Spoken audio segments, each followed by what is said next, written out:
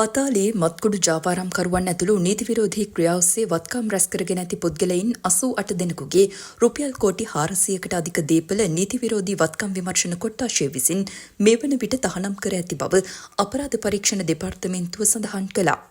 ඒ අතර විශාල ඉඩම් 77ක් ඇතුළු පර්චස් 1500කට අධික ඉඩම්ද නිවාස සහ ගොඩනැගිලි 40කට වැඩි ප්‍රමාණයක්ද මැණික් ගල් 12ක්ද රන් කිලෝ 10කට වැඩි ප්‍රමාණයක්ද සුපිරි වෙළඳසැලක්ද ඔසුහලක්ද හෝටල් දෙකක්ද සබන් කුඩු යන්ත්‍රයක්ද වාහන 100කට වැඩි ප්‍රමාණයක්ද බහුදින යාත්‍රා 7ක්ද පාපැති 328ක්ද වල්ලම් දෙකක්ද ඇතුළු දේපල ඇති බව එම තොරතුරු විශ්ලේෂණයේදී අනාවරණ වුණා.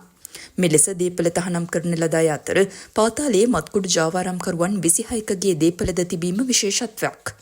වැඩිම දීපල ප්‍රමාණයක් තහනම් කරමින් විකිණීම, පැවරීම ආදී කටයුතු සිදු කිරීමට නොහැකි වන ලෙස ක්‍රියාවිරහිත කර ඇත්තේ දෙමටගොඩ රුවන් නැමැති අයගෙයි. ඔහු දෙමටගොඩ චමින්දගේ සහෝදරයයි. නීති විරෝධී වත්කම් විමර්ශන කොට්ටාශයේ තොරතුරුවලට අනුව දෙමටගොඩ රුවන්ගේ තහනම් කර ඇති දීපලවල මුළු වටිනාකම සඳහන් වන්නේ නීති විරෝධී වත්කම් විමර්ශන කොට්ටාසේ තොරතුරුවලට අනුව දෙමටගොඩ රුවන්ගේ තහනම් කර ඇති දීපලවල මුළු වටිනාකම සඳහන් වන්නේ රුපියල් 66 කෝටි 69 ලක්ෂයක් ලෙසිනි. ඊට රුපියල් කෝටි 9ක බැංකු ගිණුම් 5ක්, රුපියල් කෝටි 38ක් වටිනා ඉඩම් 2ක්, රුපියල් කෝටි 20ක් වටිනා වාහන 10ක්, රුපියල් කෝටි 2කට වැඩි වටිනාකමක් ඇති රත්තරන් කිලෝ 1.5ක්, රුපියල් කෝටි 4කට අධික වටිනාකමක් ඇති නිවාස දෙකක් මෙන්ම රුපියල් කෝටියකට වැඩි වටිනාකමක් ඇති උකස් පත්‍රිකා තහනමකට ලක් කර ඇති දීපල අතර ඇතැයි නීති විරෝධී වත්කම් විමර්ශන කොට්ටාශය සඳහන් කළා.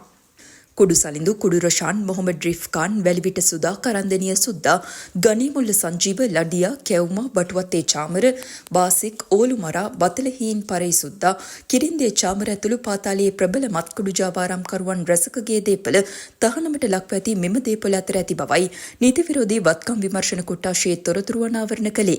ප්‍රධාන පිළේ ගංජා ජාවාරම්කරුවෙකු ලෙස හඳුනාගෙන සිටින බතලහීන් නැමැත්තාගේ රුපියල් කෝටි 10ක දීපල මෑතකදී තහනම් කළ අතර ඉකුත් සතියේදී ඔහුගේ බිරියගේ නමින් වූ තවත් රුපියල් කෝටි 3ක දීපලද තහනම් කර තිබෙනවා.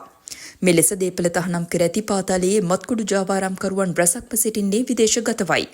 බොහෝ දීපල ඔවුන්ගේ ඥාතීන්ගේ නම් වලින් තිබී තිබෙනවා. මෙම දීපල තහනම් කර ඇත්තේ 2021 වසරේ සිට කරනු ලබන විමර්ශනයන්ට අනුවයි. ඉදිරියේදී තවත් විශාල පිරිසකගේ දීපල සම්බන්ධයෙන් විමර්ශන පැවැත්වෙන බවත්, ඒ අනුව එම දීපලද තහනම් කිරීමට අවශ්‍ය පියවර ගන්නා බවත් උසස් පොලිස් නිලධාරියෙක් සඳහන් කළා.